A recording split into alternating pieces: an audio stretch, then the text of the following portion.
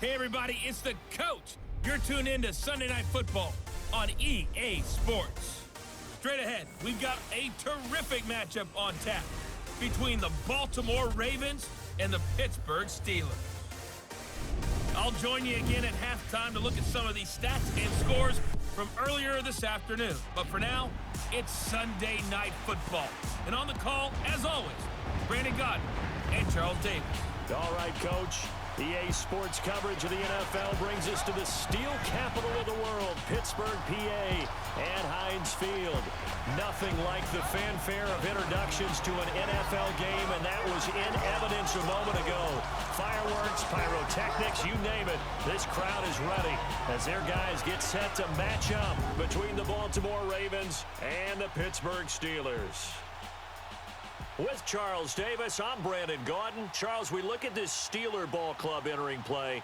They've been the talk of the NFL so far. 9 wins in their first 9 games. And some people subscribe to the theory that a loss might not be the worst thing for them. They've had it easy all year long. How would they do handling adversity? Meanwhile, for the visiting Ravens, they too were winners last time out, so something's got to give here. And I love it when both teams come in off of wins. Great mindsets, and it usually leads to a really well-played game.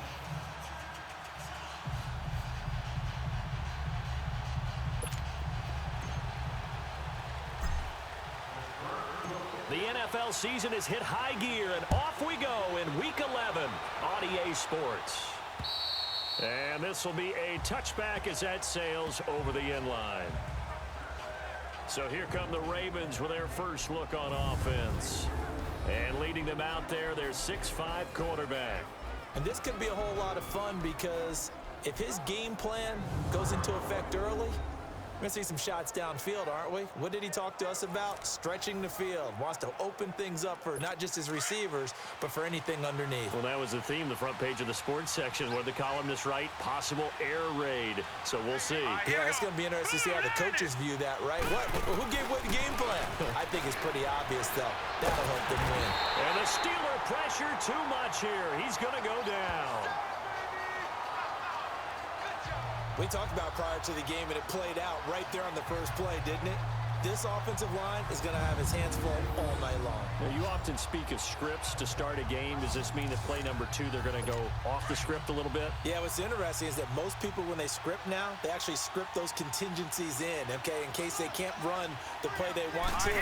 It's long distance now. Let's go to that play. Firing quickly here, and that's complete. And he'll get it up here this time to the 21. 4 yards on the completion, and it sets up a third down. And the Buffet boys, the O-line, hopefully they're ready today. Listen, you got to feed them first. But if you do, you usually get a great product out on the field. And when they play well, the quarterback can't wait to feed them afterwards. So certainly not the start they were looking for here as they come up on a 3rd and 14.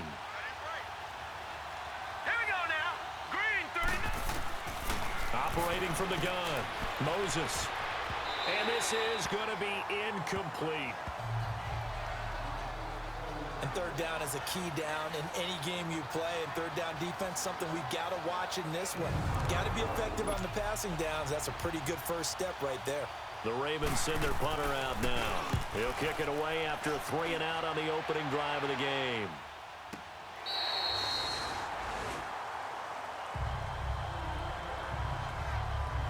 So here are the Steelers now to take over for the first time.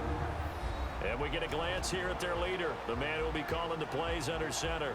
And what I enjoyed watching this week when we had a chance to watch them in practice, the easy camaraderie that he has with his offense. A lot of respect. A lot of respect, and frankly, I thought it spilled over to the defense. The defensive guys were coming over and teasing and joking with him. You can tell they respect the heck out of him and really want to play well for him. They'll run him now out of the gun. And he went nowhere. He'll lose yardage back to the 29. It's a loss of a yard there, and now second down. Nice play right there to stop him behind the line, but I want to see how this defense continues to play him here in the first half. Yeah, we know. You know better than I. He has the ability to take over a game, so what do you do? Yeah, I think you have to make sure that you bottle him in at varying levels, because if you crowd everyone to the line of scrimmage, if he breaks through, there's nothing but room to run. Throwing left side here, and it's complete. And he'll be brought down right around the 37. 8 yards on the completion, but now they face third down. I always laugh when people say, what's the toughest route to defend? And I'm like, any of them, especially if it's a good receiver. That makes things very difficult. But when you're running a drag route, something short, shallow, going through defenders, using guys almost as screens in order to get open, that makes things tough for guys trying to get to the football. That one good for 14 yards and a Steeler first. And that's the big fella's MO right there. Running through tackles, keeping the sticks moving forward. This defense, if you don't bring 11 guys to the ball to try and get him on the ground, he's going to keep making runs like that. I feel the press box shaking every time he touches the rock.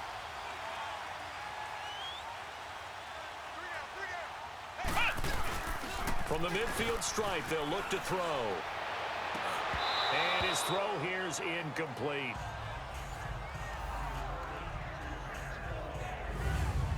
And this O-line, it is the lifeblood of the offense. They establish the tone.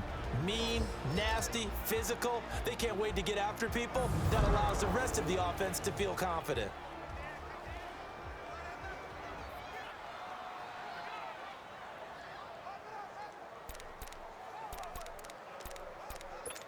An incomplete pass on first down. That leads to a 2nd and 10.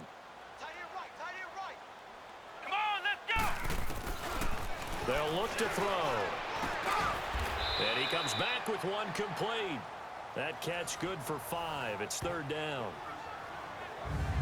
Now the starters on the defensive side of the ball for the Ravens.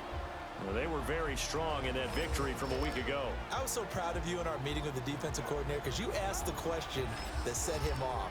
And all you said was, so what improvement do you need to see this week, Coach? And boy, he got fired up, didn't he? Takeaways. We need turnovers. We got to create them. Got so animated, jumped up in our meeting. It was fun to watch. Somehow I always upset a coordinator in those meetings. Yeah. But they like you. They'll set up to throw. Looking middle, and that's complete. And he goes down, but not before getting this inside the 25. And a nice gain of 21 yards. I have no crystal ball up here. I can't truly see into the future. But if they don't start getting some pressure on him, make him move around a little bit and do something with the receivers to, change up their timing, they're just going to get shredded as we've seen so far. Right now, they're off to a blazing start. Yeah, and you are right. He looks way too comfortable back there in the pocket. Yeah, there shouldn't be a pillow back there for him, all right? If as a defensive guy, they've got to dump him on his backside a few times, shake things up. Yeah, they're going to need an in-drive adjustment here on this first series. I don't care who you put on him. He's going to be a handful in one-on-one throws. Yeah, right now, you're right. They're in man-to-man. Maybe need some safety help. I would say that'd be a good idea. Double team him somehow. I'm going to have to make someone else beat me rather than let him shred my defense. Come on, let's go! Brad 38! Brad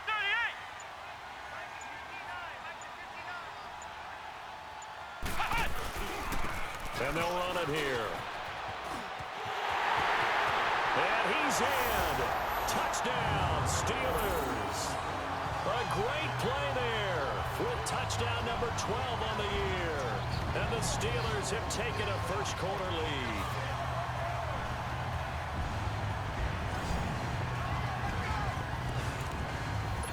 On for the extra point, Jake Elliott.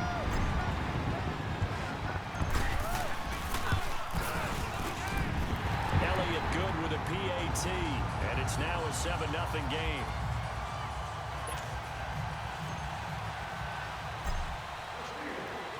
Set now to kick this one away, and off it goes. And that'll carry over the back line of the end zone for a touchback. And now Baltimore gets set to take the field. And to be frank, they're just in a tough spot. It's only November, already eliminated from playoff contention. I know their fan base doesn't want to hear that, but that's the case. What are they fighting for now going forward? You know exactly what they're fighting for. Is that word that some people don't want to hear, but it's pride. Draft. Oh, okay. Yeah. I was going to go draft, but pride's better, right? You know something? You're right, because that's part of it, but that's two different mindsets. That's front office mindset, draft position, where are we going to be and what do we need to get? And then the players and the coaching staff right now, pride.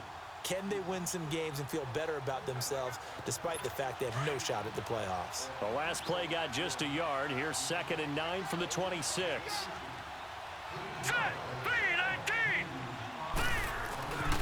And on the ground they go with a running back. And he's going to get about 7 yards on that one, up to around the 33. That was a good run, and it got to the second level. And what I mean by that is that's where the linebackers usually play. First level being the defensive front, last level being the secondary. But the strong safety position ended up making the tackle. And oftentimes we call them a hybrid. Combination defensive back, combination linebacker. We saw the linebacker make the stop. They're up against a 3rd and 2 to start things out.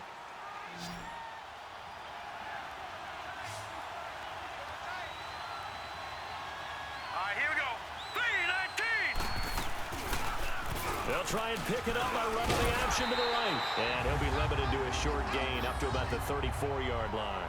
The keeper nets him only a yard, and that's going to bring up 4th. Well, they picked up a portion of it, but not all that they needed. Now that leads to a decision on 4th and 1. Let's see what they decide to do.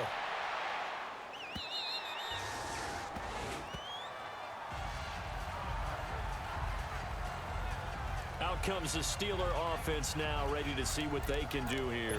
And it's only November, but the playoffs, we know how it works. They'll be here before you know it. If it ended today, they would be the #1 seed. And that's a great spot to be in, but I love the phrase, if it ended today. And I'll guarantee you, that's what they've discussed in their locker room, in their meeting rooms. Yeah, we know where we'd be if it ended today, but we also know. And that's caught inside the 30. It's a big play there for the Steelers. 52 yards. Tell the truth, partner. You didn't think he was coming down with that one, did you? Come on, tell me the truth. No, I didn't. I'll tell you what, though. A one-handed grab of that length.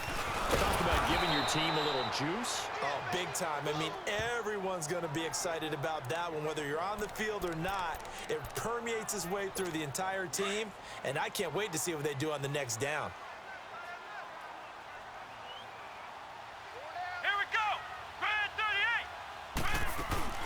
They'll run it now out of the gun.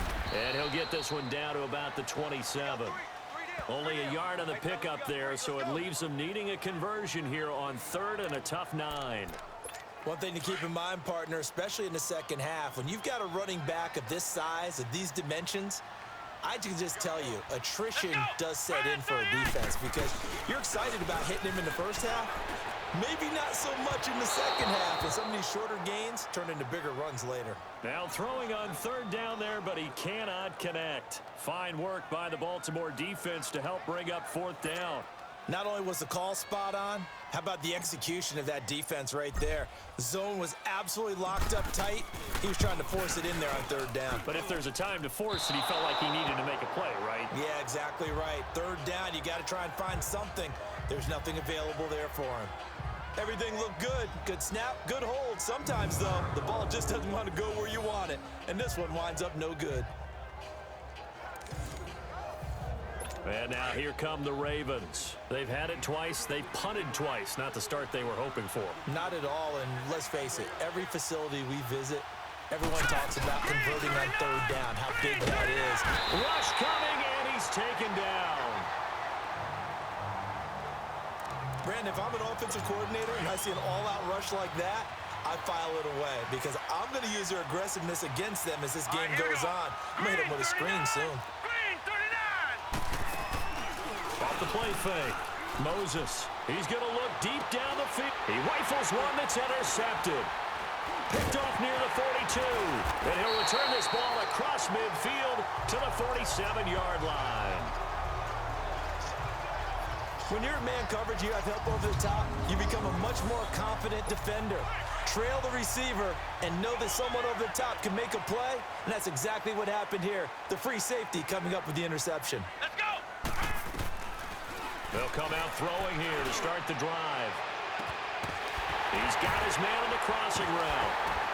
And they're going to have this in a great spot way down in Baltimore territory. An excellent pickup of 34 yards. There will always be a place for methodically marching the ball downfield. But when you can pick it up in big chunks and strike like that, have explosive plays, that's often the difference in winning and losing. Those types of plays that can knock a defense off balance, that'll drive a team towards a victory. So how about this for field position after the big play? Inside the 15 now as they come up on 1st and 10.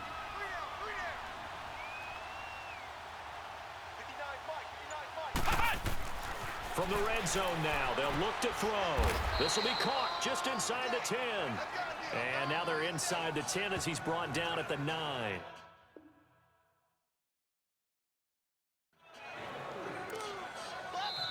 Two minutes to play here in the...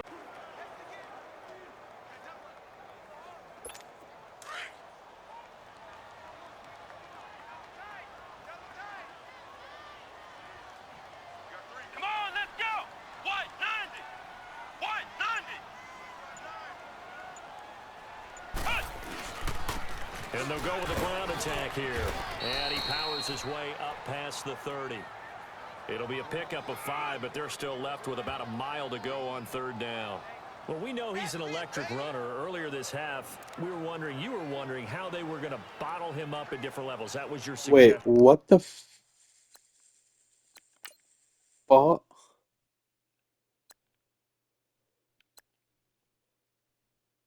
How am I on the negative 57? And I have 66 yards to... What? There's a 34-yard pass, a 4-yard pass.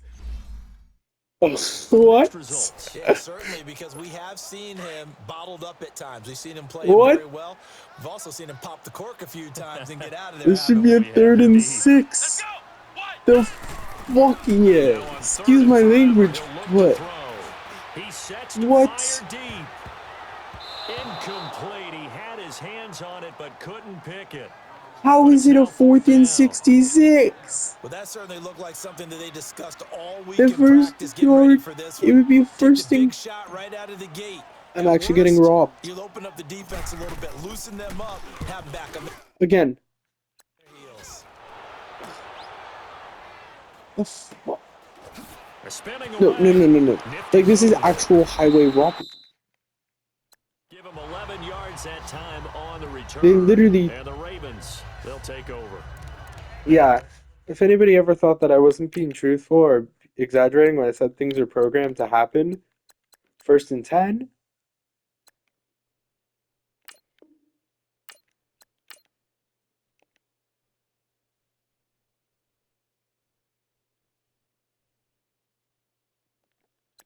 And then, nope, actually, you don't have to go this way, the way you were going. Now with the 2-minute warning, you have to go the other way. The game is actually rigged. I have never seen that before. He's got to dig deep here, doesn't he? Team's losing. He's not playing well either. And they always tell you, don't press. You'll make things a little bit worse. But in this particular situation, you try and heighten your play a little bit. So far, he's thrown 1 interception. He wants to balance that off with at least 1 touchdown pass in order to get his team back moving forward. 16 yards right off the bat and a 1st down. They'll run it now out of the gun. And he'll get this one across midfield and down into Steeler territory. Now the Ravens going to use one of their timeouts as they get the stoppage with a little over 50 seconds to go in the 1st half.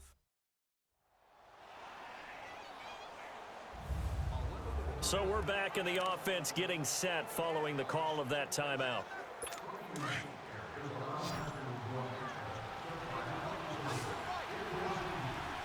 All right, here we go. 3-19. 3-19. Looking to throw on 2nd down. Moses. Oh, he's got a man wide open, complete. And now they are knocking knocking went on the door inside Pittsburgh's 10. deliberately fucking over And an now easy before this score first down play, we're to going to get a timeout scripting here. the Ravens to As the score. clock stops here with Gotta 46 be seconds remaining in the first half. All right, here we go. Green, 39. Green. From the gun, Moses throwing for his running back, and he's got it complete. And he'll get blown up behind the line of scrimmage, back at the 6. That's going to go as a loss of a yard, and it'll be second down.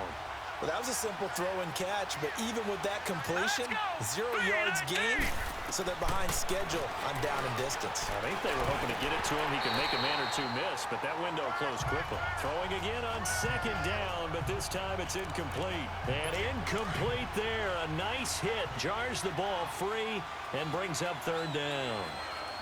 Let's go. Blue 90. Blue 90. From the gun on third down, Moses. And that is incomplete. And what did we talk with them about prior to the game? Their ability to move the chains, pick up first downs. So far, 0 for 3 on third down. If that continues, they'll have little chance of winning this one. And the 13-year man puts it through, and they are on the board, but still trailing. It's 7-3. So the 3 points here, they're still down, but they put somewhat of a dent into that lead going into the break. Anything helps when you're trying to chip away at a lead, but they do know that they're going to need a little bit better effort in the second half. The lead cut to just 4 as they kick it away and turn things over to their D. And this will not be returnable. It's out of the back of the end zone for a touchback. And Pittsburgh getting set to take the field. And with time quickly fading here in the second quarter, not sure how aggressively, offensively they want to play this. I think we'll find out just how much they trust their guys in this situation if they decide to take a shot. Now a play fake here on first down. He's going to go for a big play downfield. That's going to be knocked away and incomplete.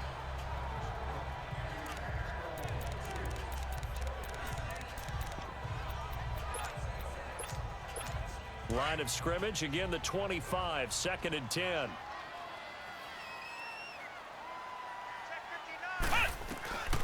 And 2nd and 10, he'll look to throw again. He's going to loft one deep left side here.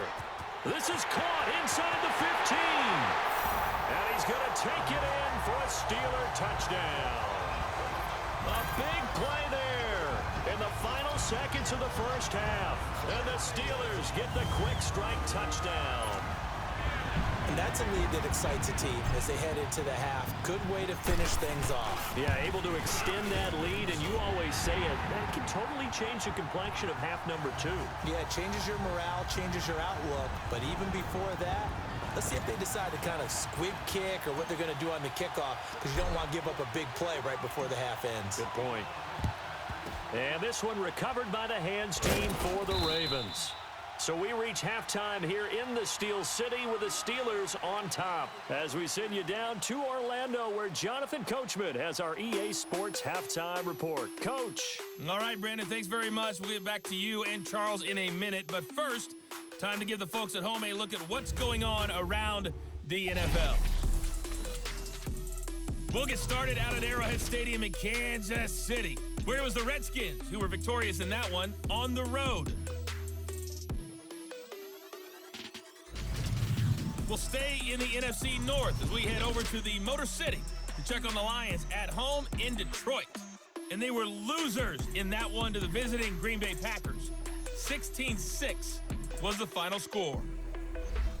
And then finally, we'll wrap up the week on Monday Night Football with a good one between the New York Giants and the Philadelphia Eagles.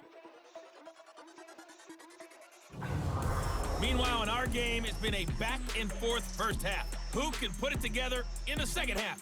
For the answer, we turn it back over to our broadcast team of Brandon Godden and Charles Davis.